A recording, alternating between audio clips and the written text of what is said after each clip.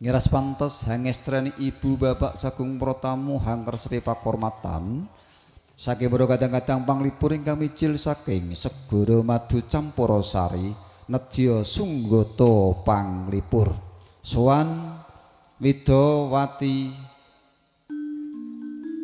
Genduk Sisilia menapa dene Genduk Yuni segara madu Aja ninggal aku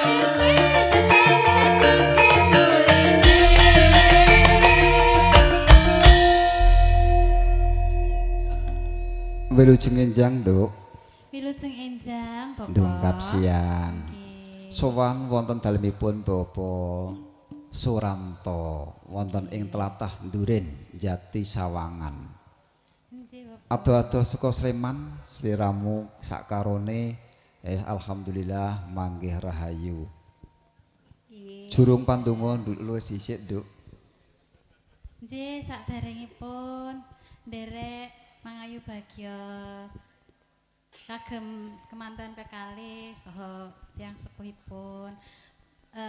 Nderek tetungga mugi Mbak Siska kalian Mas Vicky nggalo pikantuk kekancingan arupa putra putri ingkang soleh saha solihah bahagia dunia akhirat. kalajengaken Genduk Yuni paring donga pamuji luwih dhisik. Nggih, selamat menempuh hidup baru buat Mbak Siska dan Mas Wiki. Semoga bahagia selalu, ayem tentrem, langgeng dunia dan akhirat. Dan semoga cepat mendapat momongan. Amin. Amin. Tembang pambuka saking segara madu sesarengan Sisilia saha Jeng Yuni.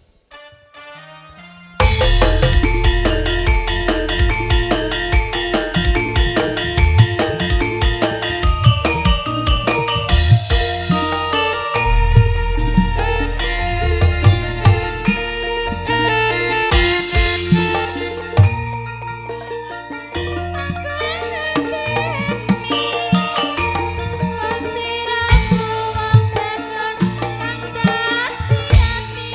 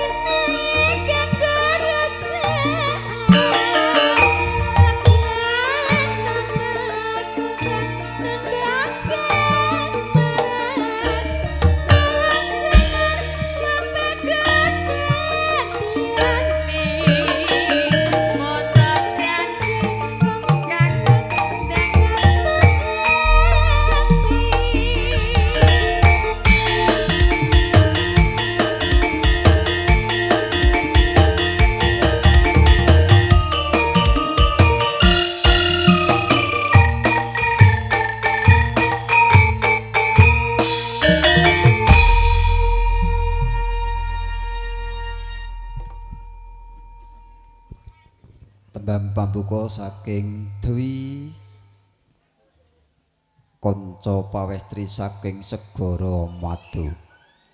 Minangka lajuning panglipur sowan ingkang angka kalih Jeng Yuni segara Madu.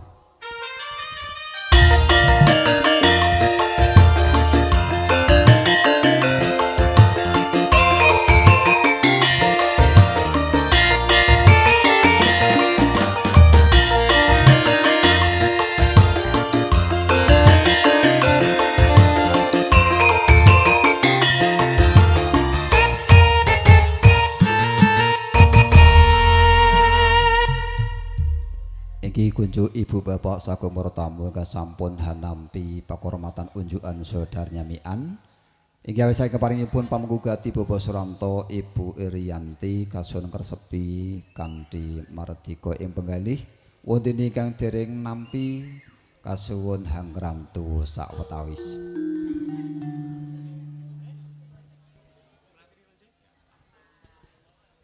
Inggih njumbuhaken swasana dipun caosi melati rinonce mawon. Oh ngoten nggih Nduk. Nggih sesarengan kalian para kadang-kadang bolo dhewe live streaming menika Nduk.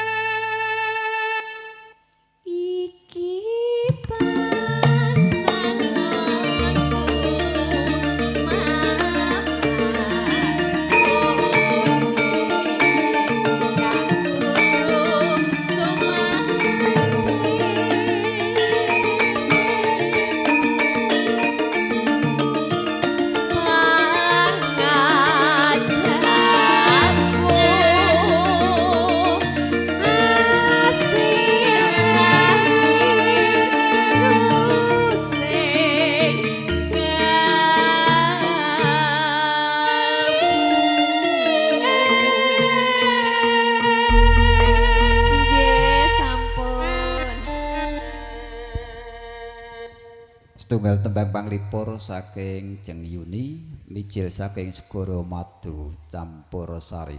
Sowan ingkang angka kalih Genduk Sisilia saking Sleman, Segara Madu Campurasari.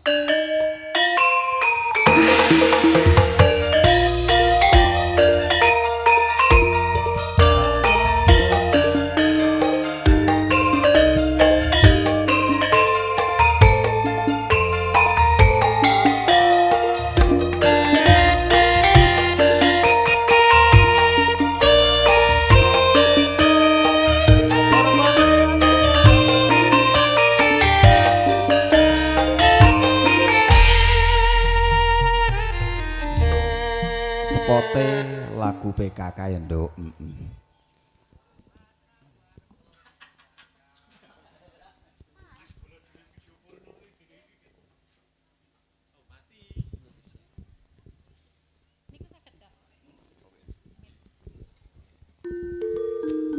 Suan kaping pindho, Nduk. Nggih, Bapak.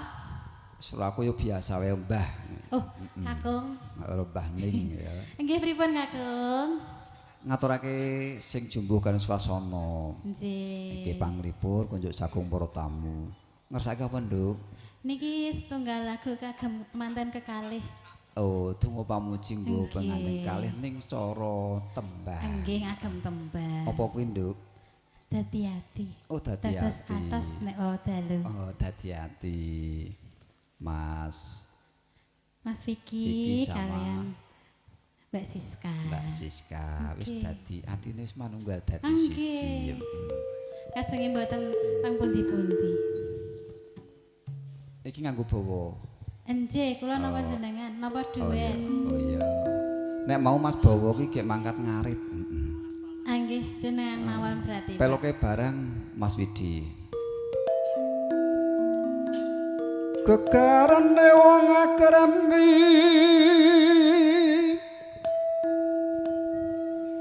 tutu pandha tuturupa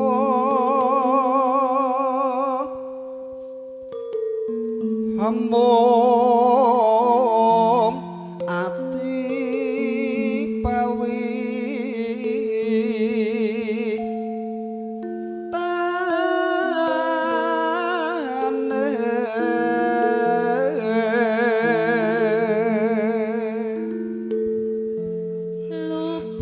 Luput pisan kena pisan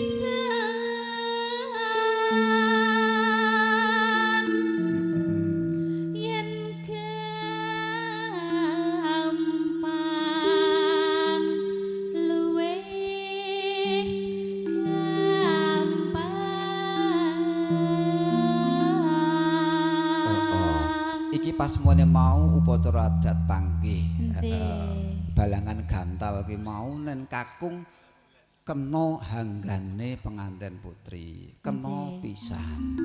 Lah pengantin putri kena padha piwulange kena pisan luput pisan. Yen gampang Angel apa? yen angel angel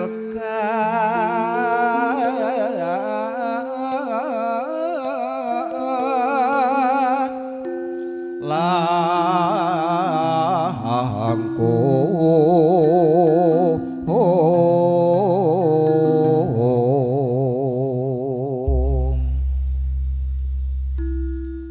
tan kenoti numbas harta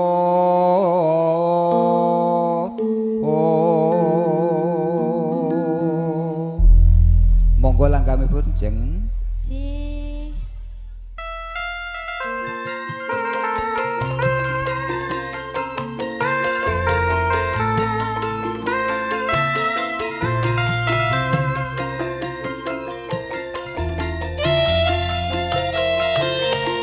Segera mati.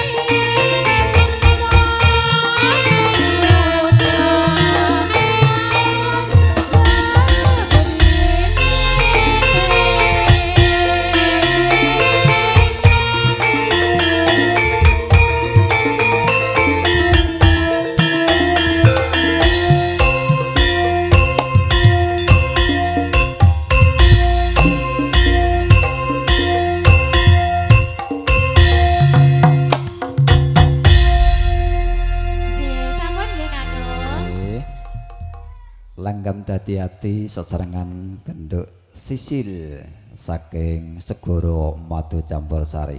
Ibu bapak sanggianing mertamu kang saduki hormatan boten angir-angi kamardikan genyo hangker sepi pakormatan unjukan saudaranya mian inggih karono bujung wekdal ingkang sampun sawetawis dongap siang ati cara kula lajengaken nenggih atur pambagya harja Yuwada Basuki saking ingkang hamengku gati panjenenganipun Bapak Suranto Ibu Irianti wondene ingkang kepareng jumeneng sulih sarira nenggih panjenenganipun Bapak Riswanto minangkani pangarsa dusun Duren kunjuk ingkang winanting pakurmatan Bapak Riswanto mugi kepareng jengkar saking palerman tumuju sasana babaring sabda sumangga nuwun.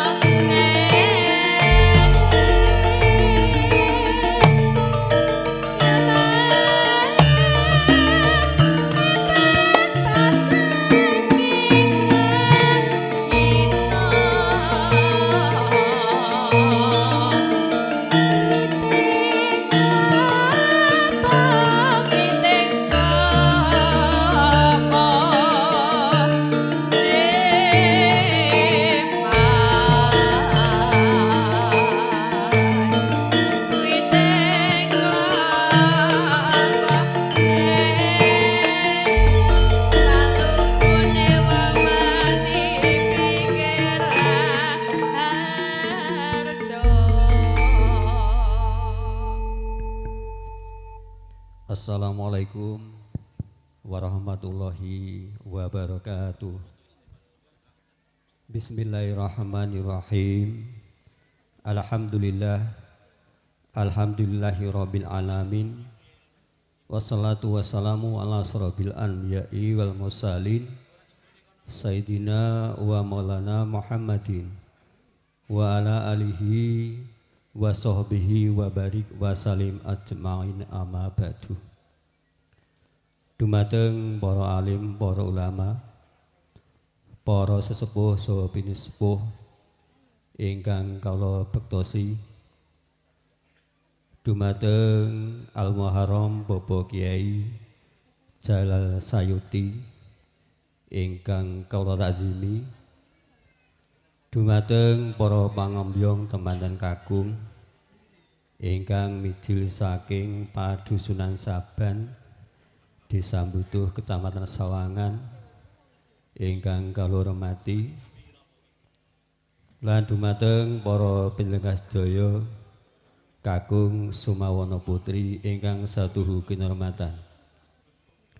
Langkung rumiyin sumangga tansah sareng-sareng ngunjukaken puji lan raos syukur dumateng Allah Subhanahu wa taala ingkang sampun hambabar kanugrahan ingkang tumanduk dumateng kawula dasih satemah ing titiwanci menika panjenengan sedaya lan kula saged kempal nyawiji kanthi winantu ing karajan tanpa boten manggihi alas tunggal punapa.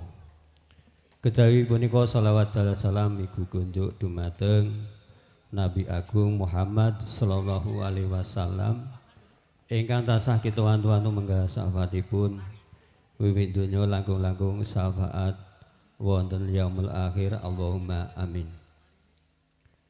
Keparenga tiyang kawula lumarep atur minangka talek atur saking Bapak Suranto dalah Ibu dene ingkang sepisan ngaturaken pambagya wilujeng awit rawuhipun Bapak saha Ibu ing wekdal punika.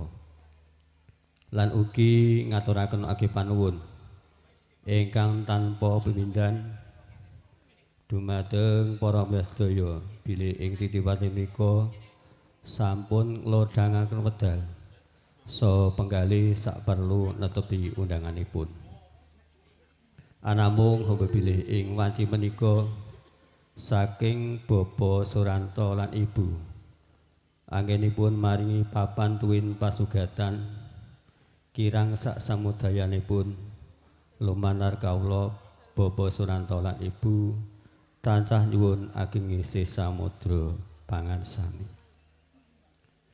Para dene wiyos sing gati adicara pahargyan wonten ing siang punika bilih Bapak Suranto adalah Ibu hanetepi darmaning asepuh nun inggih Margya Suta Amiwaha Siwi putrinipun ingkang asesilih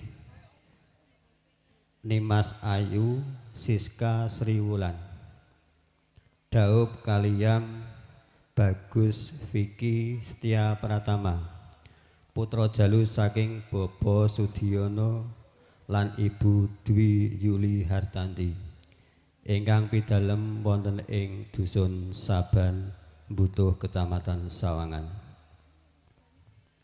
kanthi pikantuk kanugrahaning Gusti upacara ijab kala wau saged lumampah kanthi rancak kalesner ing sambe kala winantu pangajaping sedya saking Bapak Suranto lan Ibu mugi-mugi para panjenengan sedaya paring ikhlasing manah saha penggalian paring doa setu dumateng putra pinangan kalih mugi-mugi anggenya bale wisma tansah antut runtut bagya mulya ngantos kaken-kaken ninen-ninen lan dadosa keluarga ingkang sakinah mawaddah warahmah. Bapak Ibu para mlingkah sedaya ingkang satu kinurmatan Bapak Suranto lan Ibu ugi ngaturaken ugi panuwun ingkang tanpa upami dumateng para sanak kadang tangga tepalih ingkang sampun paring pambiyantu saestu saking keluarga Bapak Suranto lan Ibu boten saged atur piwales karana lahir namung saged ndongaaken dumateng Allah Subhanahu wa taala mugi-mugi seh kadarman pansedaya angsal lelintu ingkang langkung satraju. Makaten lan semanten ingkang saged kula taraken minangka taleng atur saking Bapak Suranto mbok bilih wonten kital kucing atur ingkang boten damel suka rananing panggalih pansedaya saestu kawula tansah nyuwun ageng isih pangursami. Kula akhiri wabil tauhid wal hidayah. Assalamualaikum warahmatullahi wabarakatuh.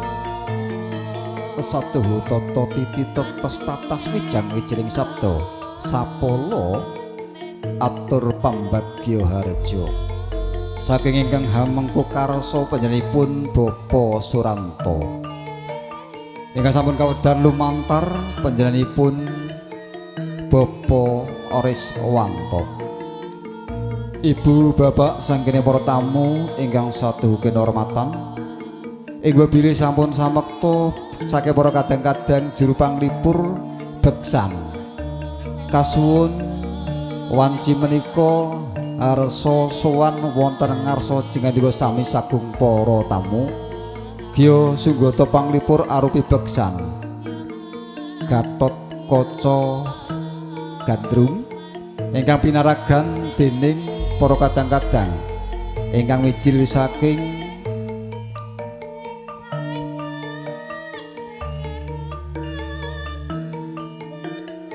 kadang kula nem Dimas Bakir saha Jengdian.